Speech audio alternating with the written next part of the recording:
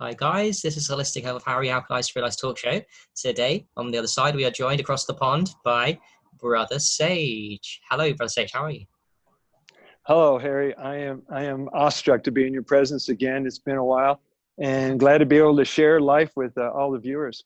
Yeah, indeed. You are a very prominent figure, I have to say, in the urine therapy community. And it's not just urine therapy that you talk, although you have written a book, like myself, on urine therapy. Actually, Brother Sage, I'd share with you, somebody yesterday was doing something with me, and they said that they just got into urine therapy, they'd read your book, then read my book, and now they're seriously into it. So I feel our books are very powerful. So I appreciate what you're doing in all the things, and we'll touch bases with a lot today. But I'll start, because I think we've been through your story a little bit. If you want to, we can go over that again. But let's start about, if you want, with the times and what is the meaning behind what's going on now, Brother Sage, in your interpretation, and what can we do in this time? What should we do? What can one do in these worrying for some people times? The first and foremost thing you can do is take a deep breath and get present with Harry and Brother Sage right now, you guys. If we're gonna blast it out, we're gonna do it in present time. So this is, if we look at the big picture, because if we look at the small picture, then people are going to be polarized to the max because of what they watch on television and any screen, thinking what they see is reality. So that's part of the discernment factor. People have to learn to listen to their heart and their soul, the gut feelings and urges that maybe what they're seeing ain't real. But on the broader picture, we're in a time of the great storm of purification that was been prophesied a whole long ago by the Japanese, the Oriental communities, saying there will be a time of the great purification. Well, the great purification has been building momentum since the age of Aquarius in the 60s. And thank goodness we had psychotropics and ways to blast through consciousness. Because we're in a holding pattern. And as you know, my friend, anybody who's watching this, if your energy is not moving and your creativity is not moving and you are stuck and your chakras are not spinning, it's going to be very hard to get through. So this is the time to go within, even though they have the pretend lockdown thing going on. It's a time for you to reassess who you are. How do you fit into the scheme of things? And how are you able to walk with an open mind and a vibrating heart and not be affected by what you think you see? Yeah, that's powerful. So yeah, you said pretend lockdown. I like the way you said that. I kind of agree with you. This is part of a mass control system. Do you feel, Brother Sage, this is for me as well, do you feel that, is it about the masses waking up slowly, or is it more about, or can I compare? Should I compare? Is it more about us really raising our vibration? Is it going to be that they're going to shift towards slowly waking up, or is it as we as well gonna go higher? Is it about us? Is it about them? Should we focus on them? Should we just focus on our own stuff? What we're doing within our communities? What should we do? Well, let's keep it simple, sweetheart. What you heal in yourself, you heal in everybody. What you transform in your consciousness and what you evolve to, you evolve and change the consciousness of everybody. If everybody pops open, breaks free of their self-imposed limitations and restrictions, then we'll have the 100 monkey and the domino effect accelerate. Yes, I agree. And you see, the reason you and I are doing this work has no inkling of selfishness. There's a whole world that needs to be touched in however we can touch them. So for you and I to get together and reach a broader audience is going to be able to spread a message a lot faster than one-on-one in your local community. Yeah, definitely resonate with that. And I think we're doing a grand job. But if we do say so ourselves, all of us has got an important role to play, but particularly because you've written a book, you're so invested in the health communities and proactive on Facebook and social media, which I love about yourself, and very supportive too. I love people that are supportive. So yeah, it's brilliant. Well, what you and I are teaching people, and my feeling about you is that you're rich in spirit and you're rich in love and you're a humble man and you don't need to point things to you and you're living your life large. But we're teaching people, and this is what I've noticed, that the people who get inspired by what you post on Facebook can also change the world. For the people who thought, what a difference can I make? Well, look what we're doing. We're just one person. It's amazing. Truly. Yeah, with one person you can change the world. I love it. So what kind of therapies, Brother Sage? I mean, people might be aware that you're into urine therapy, but I don't think that's just what you are. I think that's too simple, just like myself. There's a lot of things going on. What is what would you define as health? I mean, I know you're so deep onto emotion, spiritual, actually. I think that's one of your masteries. You've got so many.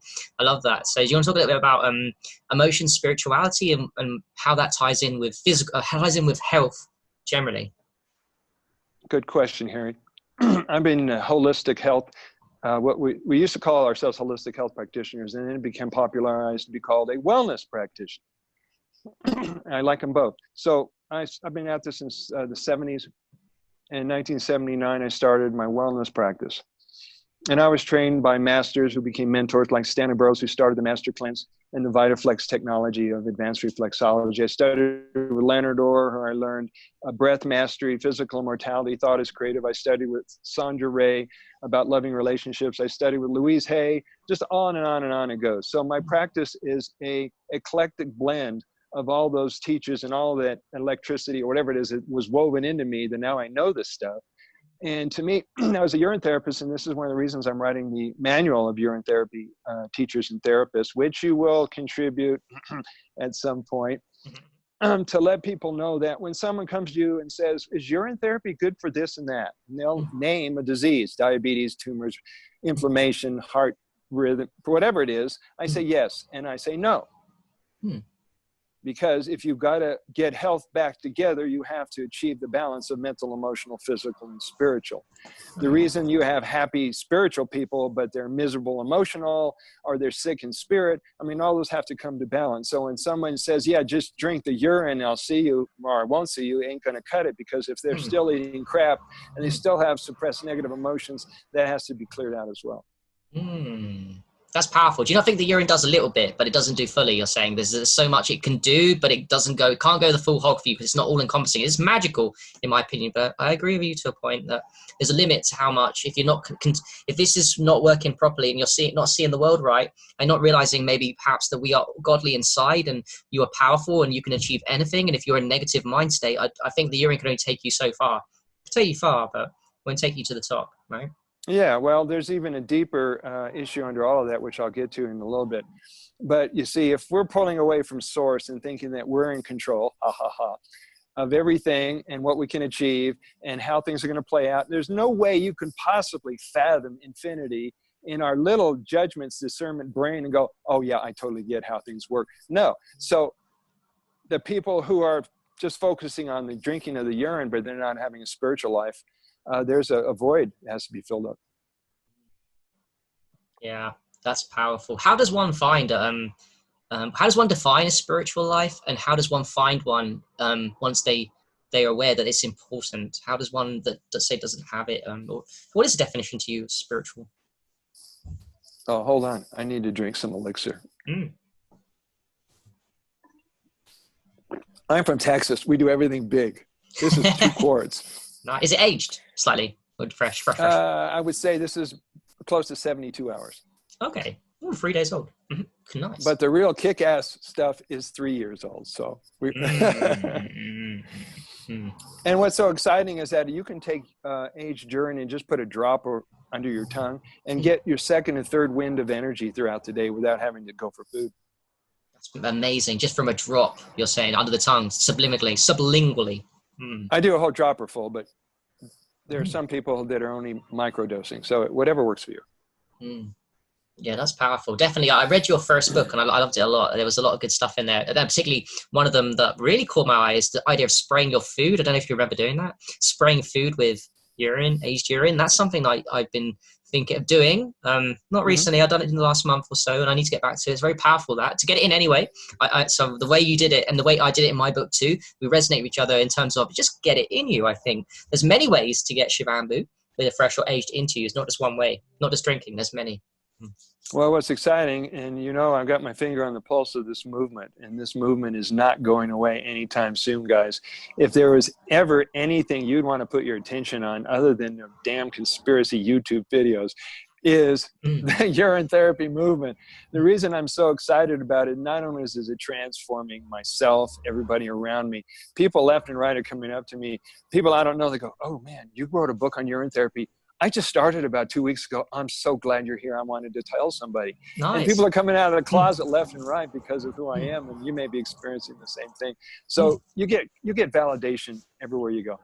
And it's good to be reminded this, Brother Sage, because I will share with you that some people within our communities, and I'm not judging people, are into aged urine, but they just feel like it's below, not beneath them. They're just, I get it. Like, you advance to learn other things, but they kind of lose the passion. And I feel that's wrong, because this is a base foundation passion that we should all have. Just because we've advanced past it, it doesn't mean it shouldn't ever, and people are still using it. I just noticed that they lost the passion. And for me, no, I can't, because there's always more people. Like myself, I'm on my Amazon reviews on books, people saying, hey, I don't even know on Facebook, they're saying, hey, thank you for writing your book, probably with you as well. Like, thank you for writing your book. It's changed my life. And it makes you realize it's not even about, it's big. It's always going to be a big thing. Doesn't matter if we advance to other healing modalities. It's always going to be powerful this year in therapy. It won't change. Right. And what you just mentioned is the reason that some people drop off of anything that's that powerful, because they've got unconscious beliefs about urine.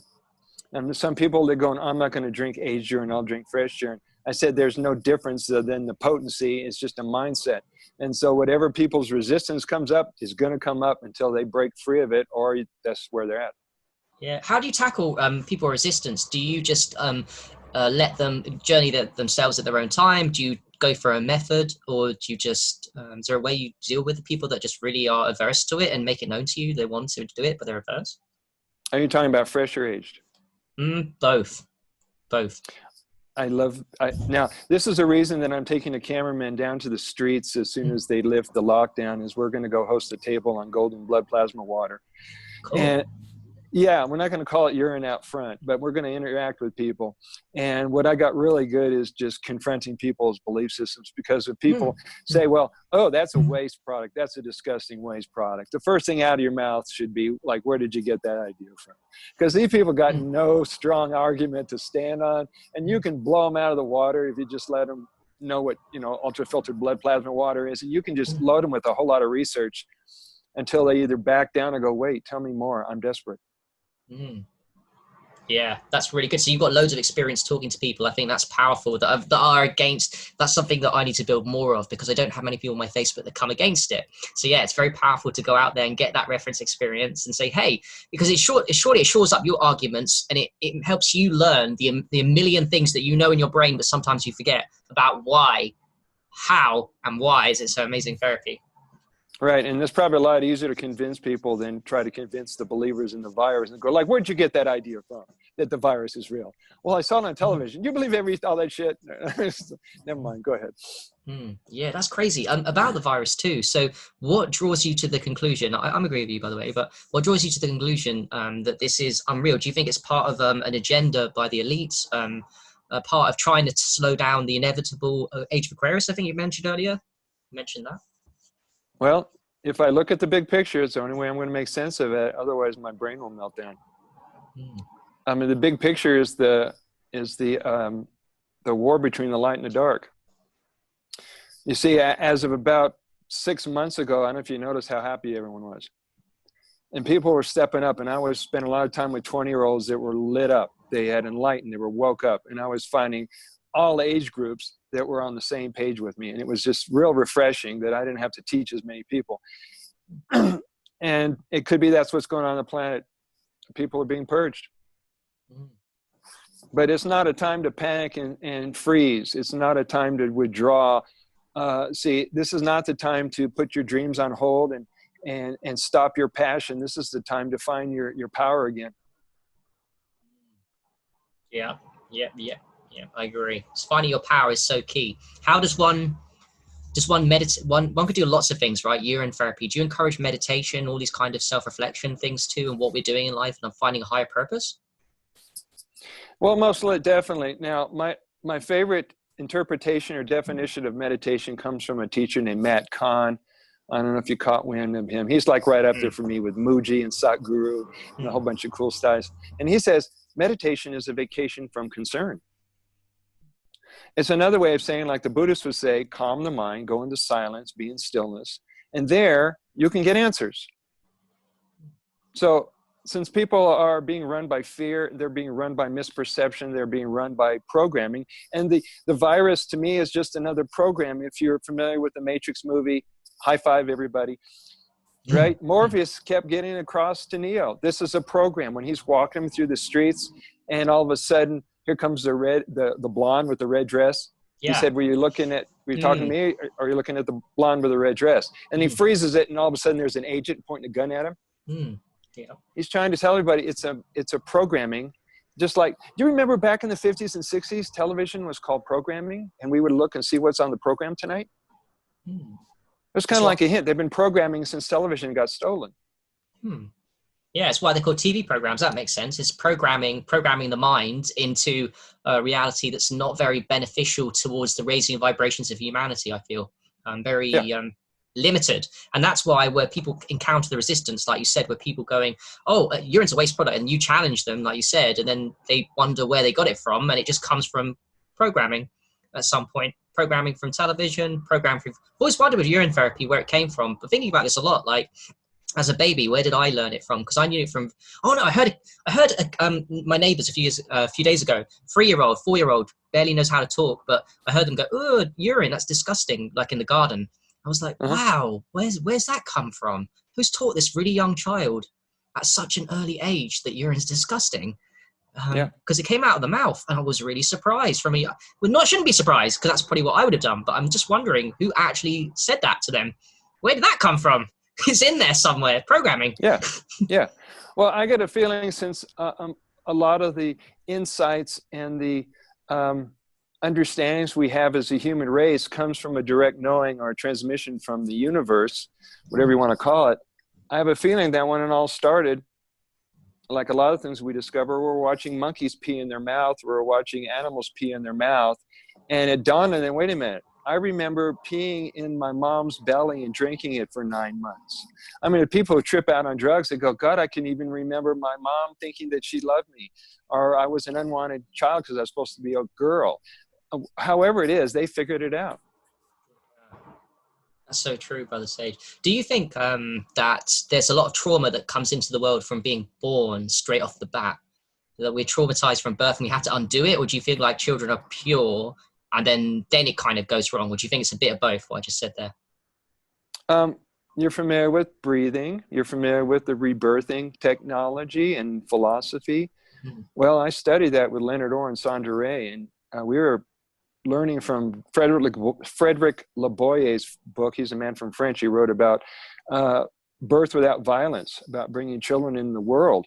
And they found through all this breath movement that not only can people remember their birth, they can remember preconception, they can remember being taken away unwillingly from your parents, from your mom, the umbilical cord cut, being wrapped in a rough blanket, being things put in their eyes, being put into a room with strange babies crying, where's your mommy? Well, all that stuff creates the beginning of our core belief systems.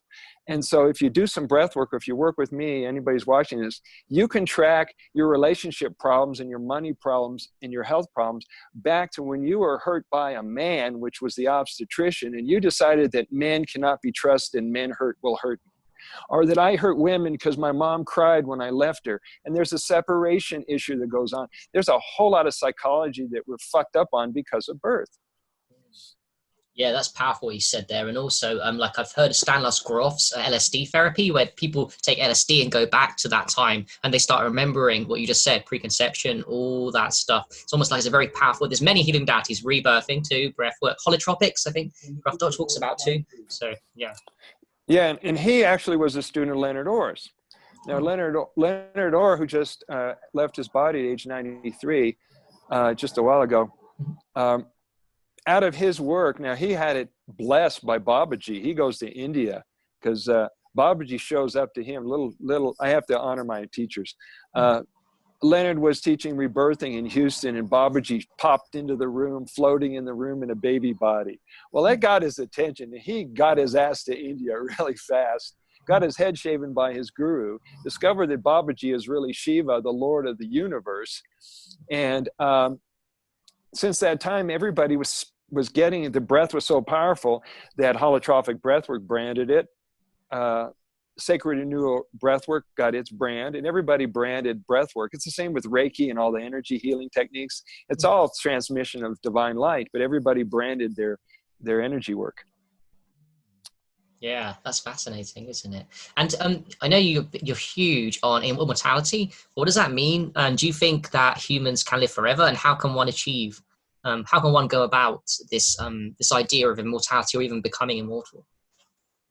Okay, everybody, take a deep breath. We're going to go into a core area of our being right now, because physical immortality is not only doable, not only achievable. You're already physically immortal. We just have to shift our perception to what is possible. It's the same with you're already healthy. We're already home and we're safe, but we keep imagining we're not. So physical mortality is basically clearing all unconscious thoughts about death urges, self-destructive tendencies, hatred of yourself. All that stuff has got to be cleared out of the unconscious, so you have a free mind, and all your thoughts are life-affirming. They're positive. You're attracting more life-enriching relationships and situations. So it's a 365-degree shift about, see, the world still believes that death is inevitable. Well, what if you did not have that in your operating instructions? Since you realize that you have infinite potential, you can play out any possible reality. Why not a reality in which you don't have to destroy yourself? I like that a lot. But how does one do that if the whole world is telling you're seeing around you everyone dying? I guess that's where it comes from, right? You're seeing everyone around you die, and yeah, it's that unconscious. How does one tackle that root core belief that you have to die? I mean, it's easy to say that, right? But how does one go about, like, because all I'm seeing around me is people dying. I mean, how do I change that? How would one change the program? Take a breath. First thing you want to do is start reading. Let me pull out some validation for you. Start reading books on the subject. Physical immortality. This is by Leonard Orr. Okay. The Science of Everlasting Life. They're still publishing it. See, what Leonard did was he'd been unraveling his death urges and his unconscious death stuff since the 60s. And when it dawned on him there was immortals on the planet, he set a standard that basically for him was a measurement that they were immortal, and it had to be 300 years old. So he ends up going on this world trek and finds 8 of them that were 2,000, 5,000, 9,000 years old in the same body. Babaji, Saint Germain, Enoch, Bartaji. There's all these beings they're walking around, and some people think, like Saint Germain, well, they're in another realm, they're in another octave, they're in another dimension. No. Everything exists right here, whether you move your mind to understanding or accept, like you're in therapy. That's such a shift for people. For them to get it is amazingly liberating, and it breaks them free of all kinds of stuff. Absolutely. So if you look how immortality and death is playing out on the planet with the virus right now, you'll see that everybody's death stuff is coming up to be purged and cleaned right now. When 9/11 hit, when Kennedy was killed, boy, the death stuff was coming up. People were feeling vulnerable. People were feeling on defense. They were creating bomb shelters. It's clearing the unconscious death urges out as fast as we can take it, as fast as we can get clear. But not everybody wants to do that. So they may have to drop the body and come back. Very interesting. You just mentioned 2 big events there, 9/11 and 63 Kennedy. And also what happened after that was a lot of people woke up after that. It was what woke people up. So I feel like, I'm sure you agree, that this thing is also going to wake a lot of people that really might surprise them. They're going to get woken up from this. Yeah, I get more emails from people who go, did you hear so-and-so's video about what the 5G is really all about the vaccines are really all about? I said, that's already old news. I'm happy for you. Let's keep going. We've been doing this for ages. We're old timers, yeah. Well, in 1991, my wife and I were campaigning for Bo Greitz.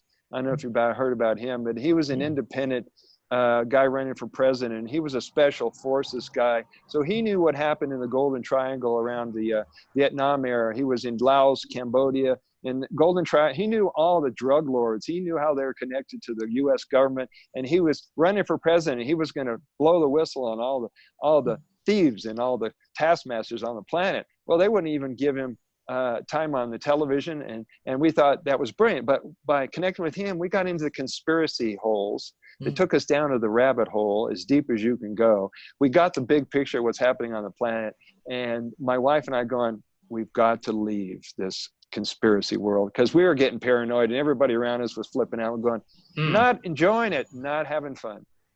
So now I take it as an education, but I don't give it any serious thought to it. Yeah, I feel the same way with you. I think we all have to go through that stage of going too far down the rabbit hole of conspiracy, which affects our core psychology in a negative light. And then we start looking everything around negatively. And that stops the truth of actually us being godly creatures that are immortal, that should be divine light and should be not worrying about stuff like conspiracies. So yeah, I think everyone has to go through their own phase with that. And some people who are watching this are no doubt in that phase and getting lost down there right as we speak. That's okay. You'll get out of it. Right. And I want to point out, it's the same with the raw food gurus and all the health gurus, doctor this and doctor that. And in the conspiracy theory realm, you're watching people like David Icke and London Real, Brian Rose, and all those characters, David Wilcock. Guys, they're teachers. They're teaching. They're humans. If it does not light you up and bring you joy, leave. Walk away from these people. Don't make them your guru, because then it'll become your way of life and you'll be filtering everything through that.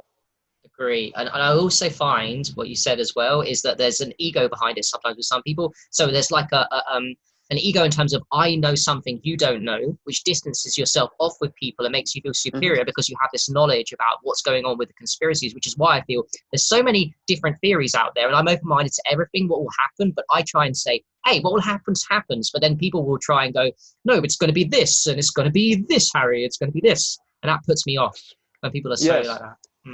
So I just assume to look them straight in the eye and say, so what did you do to have fun today? Were you barefoot? Now, I love my house, by the way. I don't know, you knew I moved from my apartment because my apartment mate of 5 years and my office mate were paranoid, fear-demic enthusiasts. And they told me I couldn't bring my clients, my friends, or my lovers to my house or to my office. I said, oh, okay, I'm moving out. Nice. So yeah, I moved in with my friends and all kinds of opportunities opened up. I now live in a retreat center in the country with an acre of land. We have sweat lodges, drum circles, fire ceremonies, movie nights, all kinds of cool stuff. And my brain came back. My heart opened up again. So is that in Boulder? Or is that near Boulder? So you're not in Boulder anymore? I'm in Boulder County. Boulder County, okay, not in the Boulder itself. Okay, cool. Right. And I'm not affected by all the wireless buildings and all the cell towers. I'm living in a house that was built in the 1970s. It's still an analog house. It's been quite, except for my iPad and cell phone, this is all analog. Wow, that's awesome. So you're in a community, like you said, like doing so many things with people that are vibrating and wanting to learn more and not getting too much into conspiracies. And yeah, that's powerful. That very powerful. Yeah. So once they lift a bit, now we've been only having groups of 6 at a time. So that we just keep it close to the close circle of friends. That seems to be working out. But I need social contact. I don't know if you caught the social movement I started 4 or 5 days ago. I stood out in a very popular street called Pearl Street, which is at Broadway and Spruce in downtown Boulder. Usually you'll have hundreds of thousands of people walking up and down there on any given day.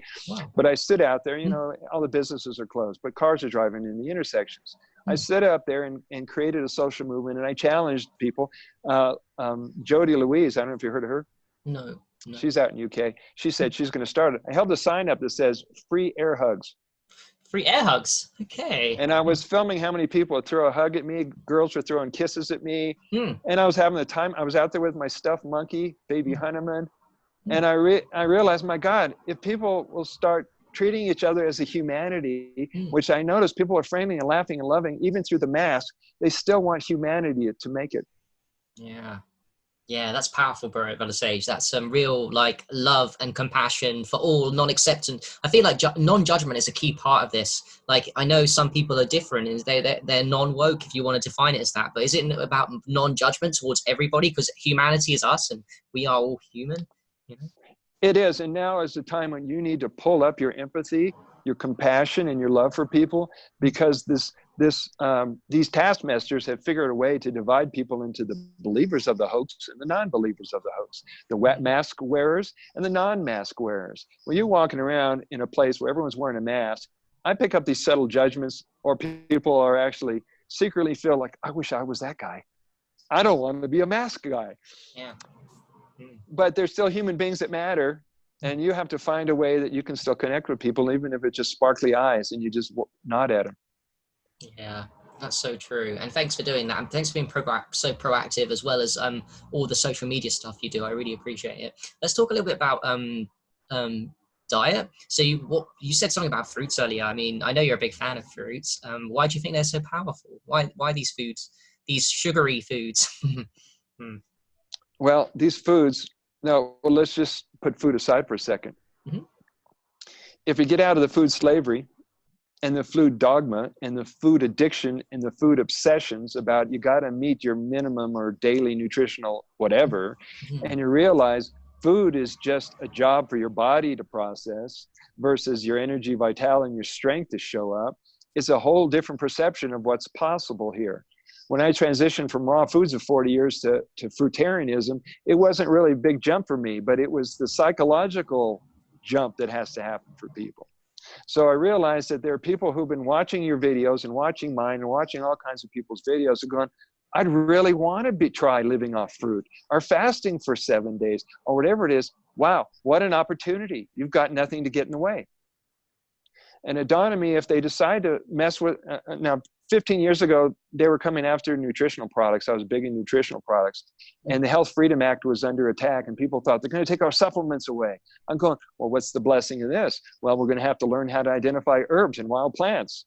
Well, if they take away our fake food, we'll have to get back to real food and live food. Well, we're moving in that direction, whether you think about it or not. So why not just pay attention and eat some fruit? That's such a powerful point. Like, so then we're on a transition now. If they're going to take away our fake food with supplements and all these things that we can use, we can. There's free foods. There's free wild plants. Even in the UK, there's loads of stinging nettles and hawthorn and sorrel. And where you are, it doesn't matter what location. The tropics obviously has so much fruit. I mean, even here, there's apples and apples in the you can eat pretty much year round. If you're paying attention, I grew up in Texas. We knew who had figs growing over their back fence over the alley.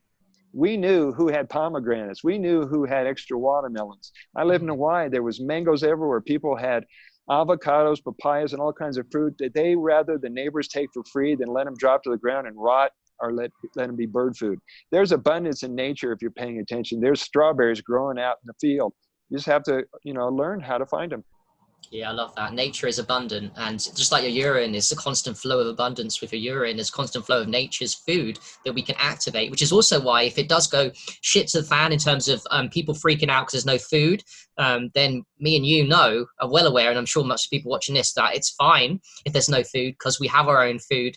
We can go and hunt, even pick up the herbs and also drink the urine, and we can even fast for urine. By the way, Brother Sage, do you think urine fast? Have you ever done urine fasting? It's a personal question. And yes. Do you think how long do you think it's possible to do that? Well, just that. Let's see. What's the human potential on this one? We have had people like allegedly Dave, do a 30-day urine fast. And there may be people do longer fasts. One of my teachers who got me into essential oils, Dr. Gary Young, reportedly did a 265-day fast, which healed his paralyzed legs. He got out of a wheelchair. What with? So, what was it with that fast? It's a very long time. The Master Cleanser. Master Cleanser, okay. Lemon water, cayenne, and maple syrup. And there are people like, God help me with his name. He moved the islands. John Stern, the Mangotarian. He went to heal himself and lived off mangoes for 6 months. There's no limit to what we can do other than what we think is a limit. So if 30 days does it for people, they'll stop. If they need more time, they really have a disease that seems incurable, they'll just keep going until they get an intuition says, I'm done.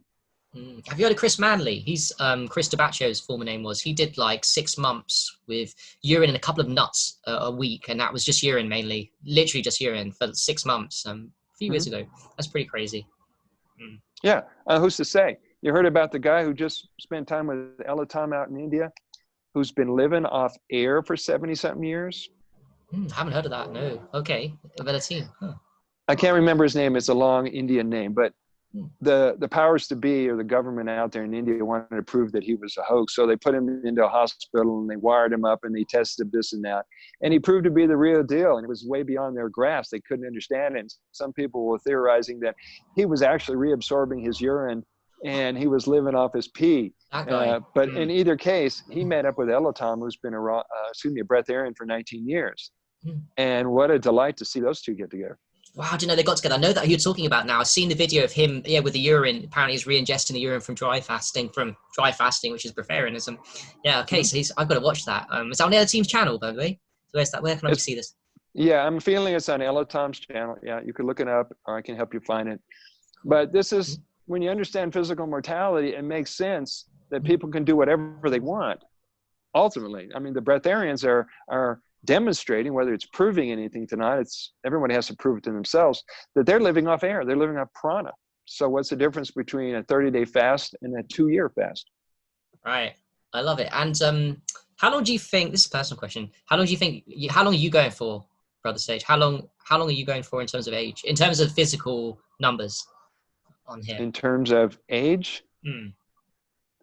I'm going to, every 300 years, I'm going to reevaluate. I love that. I love that answer.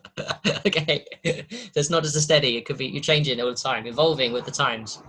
Yeah. I mean, and I challenge people to say, well, how could you be immortal? I said, well, let's check in every 100 years and see who's still alive. However, I have more than enough projects to last 200 years. I mean, just the Shivambu organizations, the Shivambu movement, I got 4 or 5 books that are circling me that are on standby because I'm writing the manual right now. And then I have clients coming out of me left and right, from England to Africa to whatever, and I have to micromanage my time, and I always create time for spirit.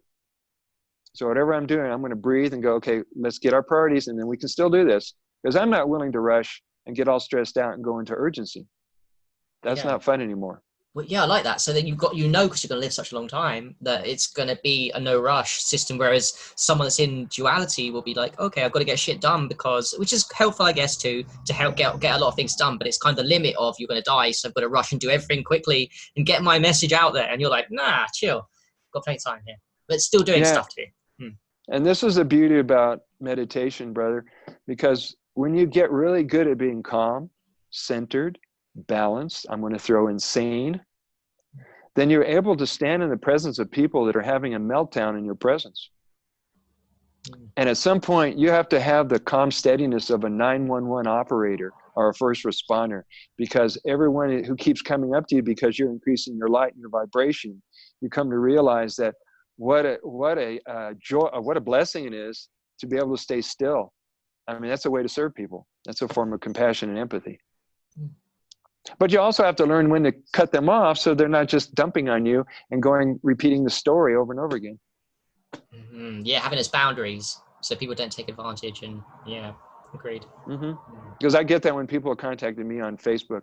They're going, oh, well, this is going on and I have this disease in my health and this, and I'm about to go into a conversation which leads into a mentorship or leads into a coaching session. I say, listen, this is how I play. First initial conversation is free. If you want to go further, we're going to discuss a fee.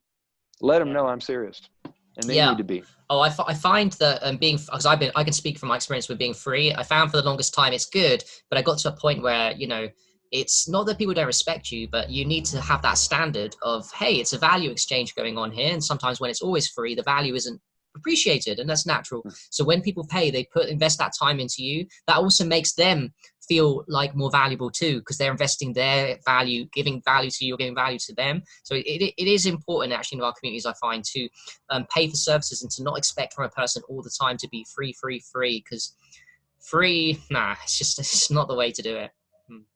Right. And our natural state is abundance and prosperity. So we play small when we play it that way. So well done. Very true. Okay, this has been a brilliant talk, but I'd like to ask you before we go, is there anything that we haven't covered that touch bases with that you would like and think could help people? Anything at all? Yeah, how come you guys aren't laughing?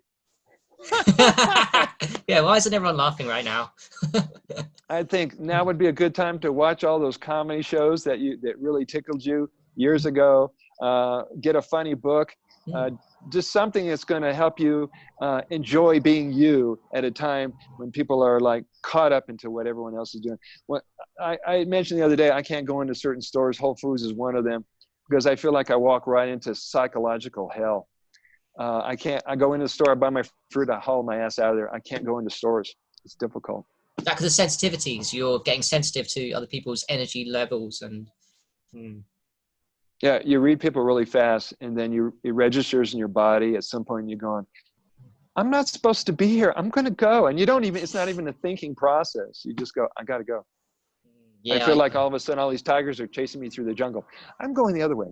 Yeah, I feel you, bro. I feel you definitely. Yeah, and laughing is so key. I think that that's something that I need to develop. I've always been keen to, because I've took my life so seriously for the longest time. And actually, most important thing for me healing, not even urine therapy, is actually just to laugh more, because I'm so serious and sad. And so yeah, that's a brilliant last message. And one of the best things that writing a urine therapy book did for me was it brought out my comedian. I can tell pee jokes. I wrote and performed a pee drinking song. Yeah. And I get to help the mind shift out of serious gear and understanding a topic that's controversial and taboo, but actually to learn to enjoy it by laughing with it. So you can enjoy telling other people and help them through their serious part of it. Yeah, that's powerful. And I really like the jokes in it too. By the way, where can people find your book and all your channel networks? So you're on YouTube, let us know your Facebook and how people can follow you. Okay, Brother Sage is a Facebook page. Brother Sage is a YouTube channel. BrotherSage.com is my website, which shows all my projects and work and services. You can go to Amazon and find my book. I'm also offering people an opportunity to get a signed copy of the book if they live in the United States or Canada. I also have a digital full color copy that I can instantly send on email. And one of my technicians is almost completed turning it into an audiobook, which I suggest for you. Nice. That's really powerful. And how is that done quickly? Audible? Is it Audible or something you're doing that? It sounds a little bit like a robot woman. Okay. But it's close enough, and they convert text into audio files. Yes. And then he has to put them all in one file so you can send it all at once without having people, because I've got 15 chapters in the book. But it's for all the people who don't want to read a book, people who learn through different ways of taking information in the mind, or people are blind. This is so true, Brother Sage. I think that's a key avenue, actually. Thanks for doing that for the community. I really mean that, because I've also been thinking, it's been on my mind. People have been telling me, and I need to get to doing probably my voice. I'm going to try out with my voice because people seem to resonate, help with the branding, I guess, and to get the message out there. But I mean, even if you do it with robot voice and you're just getting people hearing it, that's really powerful. So yeah, you've got YouTube, you've got Facebook. Are you on Instagram? Are you, I'm on Instagram. I'm on Twitter. Twitter as well. I'm on Skype. All right. People can send money by Zelle or PayPal. Oh, I'd also recommend that you get your books in Spanish and other languages, because if you caught what's going on with Monica Shute, she's spending a lot of time posting on the Euroterapia, the Hispanic communities around the world that are doing urine therapy. It's quite big, that's a whole other market you're missing out on. Yeah, that's quite big. I noticed that too. That's been, that's a really good idea. Thank you for doing that. Yeah, if we could get our books, because I feel like mine and yours are the two that people keep telling me are the ones that everyone's reading. God bless us. Yes. And because now you've got another book. By the way, Brother Sage, I've done my sequel. I've got my third one next year. But also I've got plans myself now to write many more, because I know there's demand and because I'm obsessed with it. So I think me and you are really going to, in the nicest way possible, keep that message going. And do you know what I hope? I'm going to send this message out to people watching. I don't even want it to be just about us two. I wanted this from the beginning. I want other people to start stepping up to play and thinking, I can write my own book on aged urine, because there's plenty of people out there that know just as much as us and got different angles of it to come in. So that's the challenge people watching here. Please do write your own book. It's not hard. I mean, Brother Sage, do you want to talk really quickly about the process of writing a book? Because actually people always want to write a book and never get it done. So can you give someone that wants to write a book that's watching this, I know they do, give them advice on how to get a book out there? How do you do it? How did you do it? Okay, first of all, the subject matter has to pop in your head. And what happened to me is I became pregnant as a book father. And at some point, you step out of the picture and the transmission comes, and you better get near a piece of paper, a laptop. It was just streaming through me. And wherever I was throughout the day, I had to stop and go inside, go to the library, get near a computer, because it kept coming through me. And what I noticed is that everything in my life kind of dissolves. I'm obsessed, I'm neurotic. It's like the material comes. And then you go back and you reread it and you reread it and you reread it and you edit it and you get a publisher and you get it posted and published and it's a book. But it's the process of being extremely committed to the book. Your distractions have to go away. You have to be ultimately focused on the book. I like that. And there's a book in every one of us. You have to just like stop thinking you're not a writer and start entertaining the possibility. Well, maybe you are a writer, and just get out of your way and watch your book come magically to you.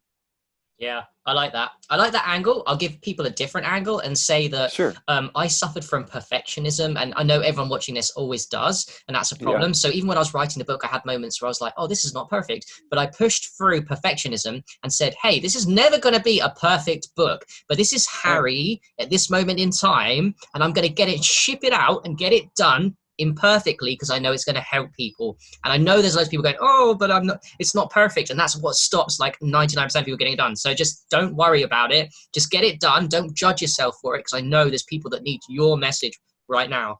Get it done. Yes. And I'm so glad. I'm so glad you said that, because I'm up to 100 pages in the manual right now. Cool. And I could already see the finish line. However, my judgmental or critical self is going, wait a minute, there's new material. Oh my God, Harry discovered a new protocol. Yeah, I know I feel it. over here. And I'm wanting to put it in, but I'm already thinking ahead. There's revision, step 2, step 3, step 4, but get out what you can while you can, but get it as close to perfect without getting anal about it. Yeah. Oh, I love that message. Thank you. Can I say thank you so much, Brother Sage, for joining us today. You are a man full of wisdom. If you're happy for it, I'd love to have you on. Do another one in a couple of months, because me and you, we're just brilliant together. We've got so much work to do, and we've got so much more. I know there's so much more we could have tapped into today. But in the meantime, thank you so much for watching, everyone. And this was Let's Help Harry with Brother Sage. Thank you.